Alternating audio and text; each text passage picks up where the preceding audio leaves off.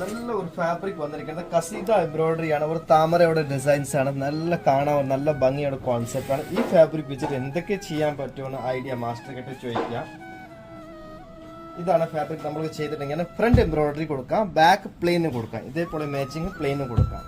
ഇത് കൊടുത്തിട്ട് എങ്ങനെയായിരിക്കും ലുക്ക്, എങ്ങനെയായിരിക്കും ജസ്റ്റ് ഇത് തയ്ച്ചുകൊണ്ടിരിക്കുന്ന ഈ ഫാബ്രിക് ആണ് ഇപ്പോൾ ഇങ്ങനെ ഉണ്ടാവുന്നു.